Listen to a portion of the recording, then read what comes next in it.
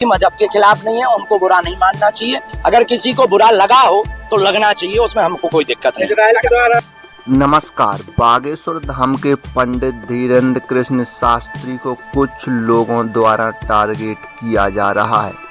बता दें कि वो हिंदुत्व के लिए लड़ते हैं और हिंदुत्व को जगाने की बात करते हैं। यह बात कुछ लोगों को रास नहीं आ रही है जो धीरेन्द्र कृष्ण शास्त्री पर हमलावर हैं।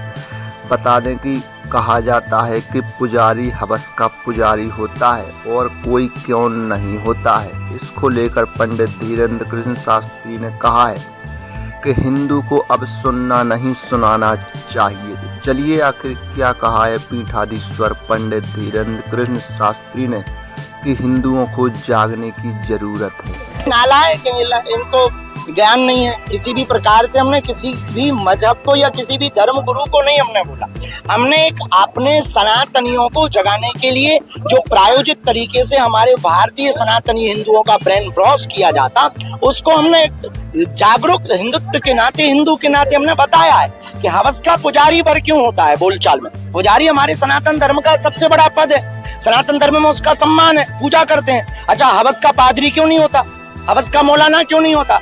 अगर ये बोल दिया है तो लोगों को दिक्कत होने लगी। अभी कोई एक नेताजी है, उन्होंने बयान दिया था कि साधु संत तो गांजा फूंकते हैं। कोई अंसारी जी है, उन्होंने कहा कि महात्मा गांजा फूंकते हैं। ये बेफिजूली की बात है। महात्मा गांजा फूंकते, सब नहीं फूंकते। ऐसे तो अंसारी आतंकवादी होते हैं, पर सब नहीं होते हैं, पर कुछ होते हैं। तो ये सब पर आप टारगेट नहीं कर सकते। उसी प्रकार पुजारी कुछ गलत हो सकते, पर सब पुजारी गलत नहीं हो सकते ना। तो सबको टारगेट क्यों किया जाए? हवस का मौलाना क्यों नहीं हो सकता है? हम किसी भी मजहब के खिलाफ नहीं है, उनको बुरा नहीं मानना चाहिए। अगर किसी को बुरा लगा हो तो लगना चाहिए, उसमें हमको कोई दिक्कत नहीं। इजराइल के द्वारा आतंकी अड्डों पर हमला किया जा रहा है, उन्हें मदद किया जा रहा है और भारत में उसका विरोध किया जा रहा है। इस पर क्या कहें? ये भारत की यही सबसे बड़ी दिक्कत है। राष्ट्रविद्रोही, मानव द्रोही, इन लोगों का भारत के कुछ लोग सपोर्ट करते हैं। बाकी जो मानव को जोड़ने का, एकता का काम, सनातन का काम, भारत को जोड़ने का काम करते हैं, उनका विरोध करते हैं। इस बात से ही तो भारत पीछे है, इसलिए तो हम लोग विदेशों के मुकाबले में पीछे हैं। यही दुर्भाग्य है भारत का, जो आतंकवादियों का सपोर्ट करता है।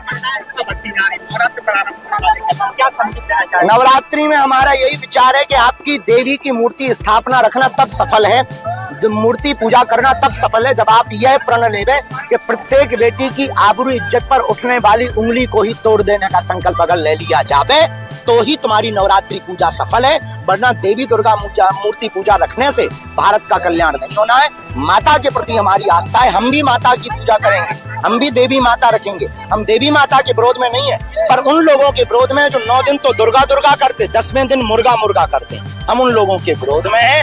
माता देवी को रखने वाले लोग संकल्प लेवे, दुर्गा पूजा के साथ भारत की बहन बेटियों के साथ होने वाले अत्याचार पर कम से कम खुलकर बोलें। महालक्ष्मी के 30 टुकड़े हुए, 30 टुकड़े हिंदू बेटियों के हो रहे हैं। इनके लिए अब हिंदुओं को संकल्प लेना पड़ेगा।